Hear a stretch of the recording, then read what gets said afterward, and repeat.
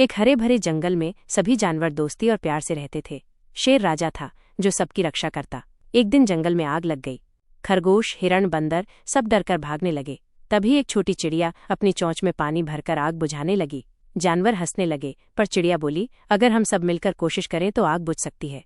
उसकी हिम्मत देखकर सभी जानवर एकजुट हो गए। हाथी ने सूंड से पानी फेंका, हिरण ने पत्ते लाकर आग ढकी, बंदरों ने पेड़ों से आग हटाई। थोड़ी देर में आग बुझ गई और जंगल फिर से खुशियों से भर गया।